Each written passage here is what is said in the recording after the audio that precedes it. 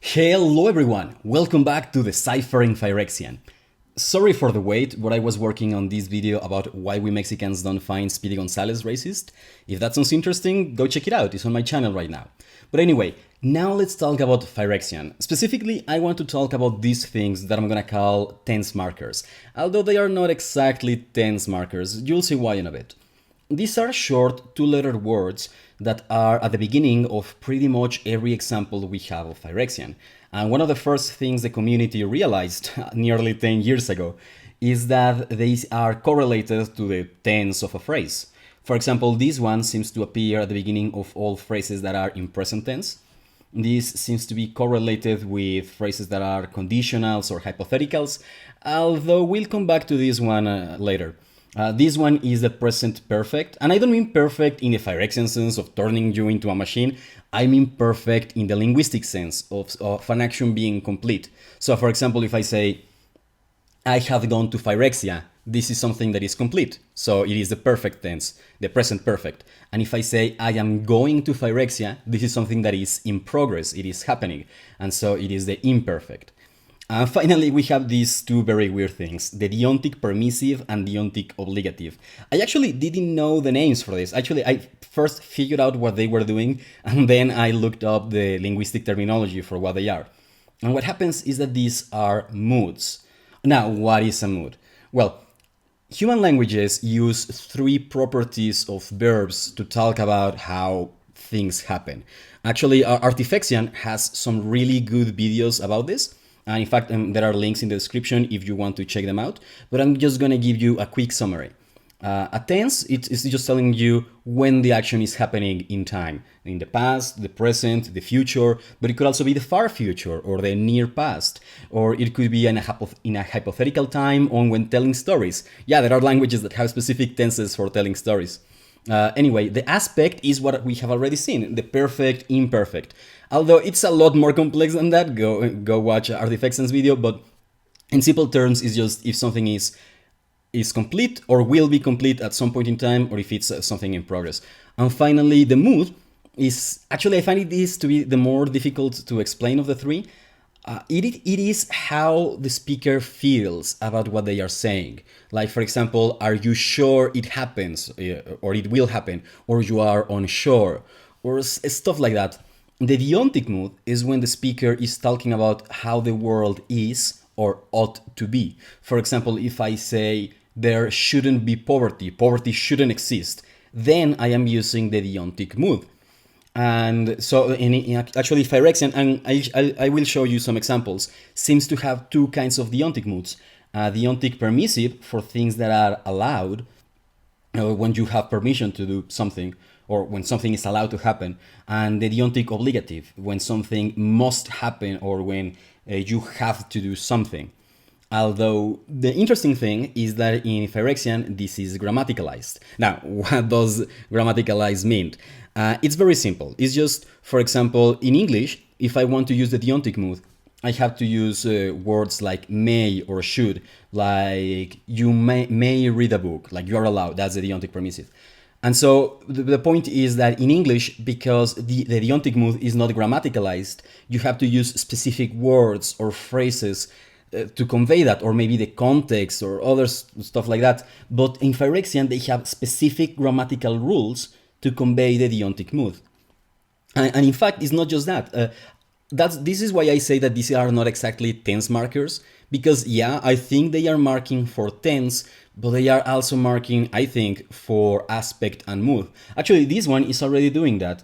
It marks for the perfect tense, but also it marks for the present tense and the perfect aspect. And these ones, I think they are marking maybe for the present or the future tenses. We'll see that later when we see the examples. And the deontic mood. And that's not too crazy. Actually, that actually is very natural how a language would do it. For example, in Spanish, you can conjugate the verb to love in many different ways. So, for example, these are, if I say amaré, this means I will love.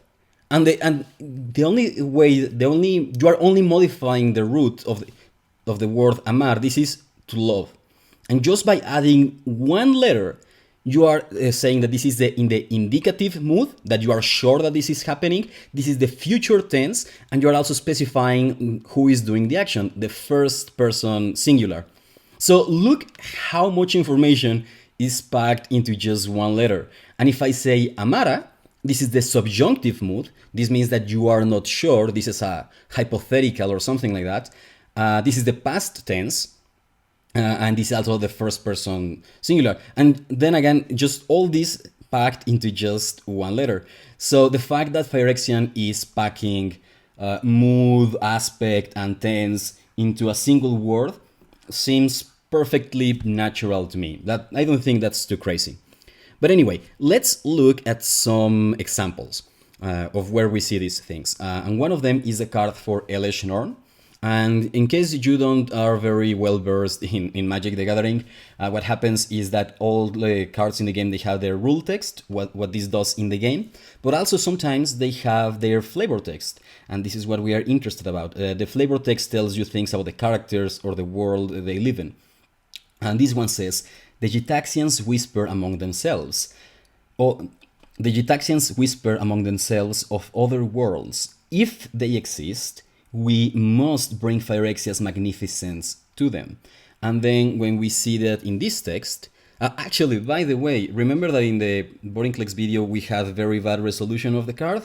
Someone told me in the comments to go to Scryfall, and that person was right. They have so much better resolution. I can now actually see what the diacritics are. So at some point I'm gonna make a video just analyzing the diacritics to see if we can finally have some confidence in the pronunciation of Phyrexian words. But anyway, so here we have the conditional when he's talking about if those other worlds exist. And then we have this one when he's saying about most, and this is Phyrexian, magnificence, and this is bring. And I'll tell you at the end of the video how I'm sure that this is the verb to bring. And in fact, I think we can identify pretty easily all the verbs in Phyrexian from now on. But anyway, so this is one example. Well, here we have the deontic obligative that we had mentioned earlier, and we also have the conditional marker. But now let's move on to, this other is interesting, because pretty much all of these words appear by themselves most of the time, and they always appear as separate words from everything else. But then we have this construction here. And okay, so what's happening here is that this thing starts with a conditional marker, but then it also has some other stuff. And actually we find this in many examples. Well, not many, it's like 3, but that's a lot considering Phyrexian. In fact, we see it here in the Boring Clicks card. And in fact, let me just, okay, so there they are. At the beginning of the sentence, and he's talking if you would put one or more counters on a permanent, blah blah blah blah blah, and then the same construction again, if an opponent would put one or more counters, blah blah blah blah blah, and then we see these things here. Can you see that they are the same, and they start with a conditional marker and then something else? That something else really confused me, because what's going on there? I think, and this is just, again, this is one of many hypotheses, I think that's what's happening here. This is English influence in Phyrexian, because we only see this conditional, we find it in the card for Elesh Norn and by itself, and it's fine. But this construction, we find it every time in an English sentence. You find if and would. So I think that the creators of Phyrexian, they felt like to express this kind of meaning, like if something would happen, like in English you need if and would necessarily. So maybe they felt like they needed something besides the conditional.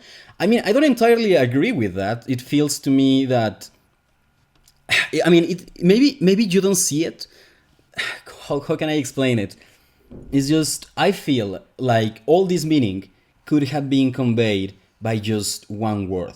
I mean, that English conveys it with 2 words doesn't mean that it has to be that way. So Or maybe it could be something else. I don't know. This is just something interesting to keep in mind as we move on. And now, actually, we have to look at Jagmod's Testament. And this one is is good because I don't need a separate card for the English translation, because the text that appears in the card is the same that appears in English. And it says, until end of turn, you may play face-up cards you own from exile. And this may is the deontic permissive. And actually it appears, where does it appear? I think it was, yeah, here it is. Actually, let me zoom in so that you can see. So yeah, it's this line, and then the little eggs and the thing, and then now this is an E vowel. I think we have concluded that's one of the few sounds we know. So maybe this sounds like fe, maybe, or ve, or something like that. And we also find this if would construction, because if a card would be put, like you see how every time an English sentence is translated as if and would, we find the conditional plus that other thing. But anyway, so at first I thought that these tense markers were standalone words, but then that if, would, worth, or whatever showed me that they can also be combined with other words in other ways.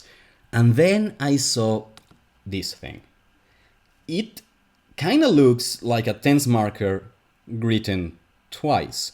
And it looks a little bit maybe like the deontic obligative, maybe also a little bit like the deontic permissive and the conditional. So it looks similar to them. And where do we see it? Well, actually, we saw it in the card for Eleshnorn. And it appears right here. Okay, there. You see, before... Okay, so it is talking if those other worlds exist. And I was looking at it word for word. Yeah, if I remember correctly, it said Gitaxians exist. And then this thing, this repeated whatever it is, and then this thing that I identified as a deontic obligative, and then Phyrexia's magnificent bring. So most of the sentence makes sense, except in fact, the sentence makes sense with the word-for-word translations we know, if we remove this thing. So what is it doing? It was confusing me so much. I couldn't make sense of it. Like, why is it there? What meaning is it saying? Maybe it is talking about existence, but no, I mean, it would make more sense for this word to be existence. Anyway, and so, but then I saw this other example. Let me remove the Eleshnorn cards. And this one is very simple. It just says, the father of machines is coming. And we can see here that this has to be machines, because this is plural. And then this one has to be the verb to come. Again, I'll tell you at the end how we can identify Phyrexian verbs really easily now. And then this has to mean father. And then look, it is the same thing again. It is this repeated, reduplicated tense marker or something. And so this is what I think is happening. Okay, a lot of languages use this thing that is called reduplication, when you repeat a word or a syllable. And it's often used to mean like intensity or to make plurals or stuff like that. So what I think is happening is that, like in the card for Eleshnorn, it was talking like something they have to do in the future. And this is talking like the father of machines is coming, like it's about to come, it's something that is about to happen. So I think that maybe this tense marker perhaps marks the future or something like that. And that by repeating it, you are saying that something is imminent. Like imagine if I said in English, the father of machines will come. By repeating, it's very weird that I repeat will, but by repeating will twice, you understand that I'm pretty certain that it will happen. And perhaps I'm trying to say that he will come, like right now. Like, so I think that's kind of like what's happening here. It's saying that something is imminent. So then the card for Eleshnorn is like, it's not only saying that we must bring the perfection of Phyrexia, but like we have to do it now, like it's imminent. Like we are not just planning to do it, we are already on the movement, or we are already doing what is necessary to accomplish that. Which, okay, by the side note, seeing everything that's happening in the history, in the story of Magic the Gathering with Vorinclex in Kaldheim and all that stuff, it seems that the Phyrexians really are working on conquering other planes. And like, we already knew this, but we should have seen it coming. I don't know. Anyway, but there are a few more things that I want to address here. It's something really interesting that I found in the card for Jackmoth. I'm not gonna put all the text for Jackmoth's Testament, but it says this is the Deontic Permissive that we already know, and then this is in exile, then the present marker, face up present cards. Okay, okay, it sounds very jumbled, but let's remember the translation, right? The translation said that until end of turn you may place face up cards you won from exile, and so I was looking at this thing and then at this sentence, trying to make sense of it. And I was very confused for one thing in particular. Here we have the present tense marker with some other stuff. Like, what's going on here, right? Okay, this is what I think is going on. This is saying that you are allowed that if something is in exile and like if something is in exile in the present and it is face up in the present, then and it has to be a card. So what I think is going on here is that the word card is being modified by these two things, by this in exile and face up present and the reason you have to have these present things at the end of exile is because present is modifying in exile. It is saying it has to be in exile in the present, and this is also modifying the face up. But then why is doing and what is and doing here? Well, in English and in most languages I know, whenever you want to use and, you say x and y. But why couldn't it be that you had to put the and first and then the two things you want to separate? Actually, I think some programming languages do something like this. Or it could also be that you have to put x, y, and then and. So I think that Phyrexian is doing this third option. It is first listing the options or the properties and then adding the and at the end. And then all of this is modifying the cards. So yeah, it is a little bit, it feels like it is all jumbled around, like it's not in order. But that's, honestly, I don't think that's the people that made Phyrexian trying to make it be weird in purpose. There are many languages that use very different word orders than English. And in fact, when I was learning English, one of the things that I found more troubling was how strict is the word order in English, because I'm used to a freer word order in Spanish. But anyway, we are not done, because then we also have these other things in Jackmoth's Testament. And this is where it gets really interesting, because we have in exile and to exile. So let's see how these two are similar and different. Okay, so the word exile here ends around this point, and then they continue being the same until roughly here. If you look at the symbols of the word here in exile, these symbols are the same as here, but this one also has this at the beginning that this one doesn't have, and this at the end that this one doesn't have. And in fact, this one, to the graveyard in Jackmoth's Testament, also start with the same symbol that the one for exile didn't have, and then continues with all of this. And not just that, there's another thing. Look at how the circle is surrounded by these symbols here. It looks very similar to what we have here and very similar to what we have here. So, this is my hypothesis. I think that, these circle things are not the same. They are slightly different each time, but I think that they are different, like, I think that this is the word zone, because in Magic the Gathering, exile, graveyard, exile and graveyard are zones where the cards can be. That's the official terminology in the rules. I think that this is just like the inn. Maybe this is marking it to be like a place. We had already seen that there was something to mark a player, like a place where you could put counters. So, but like maybe that's another example of English influence, where we have one prefix for in and another one for on. Like if something is in exile, put counters on a player.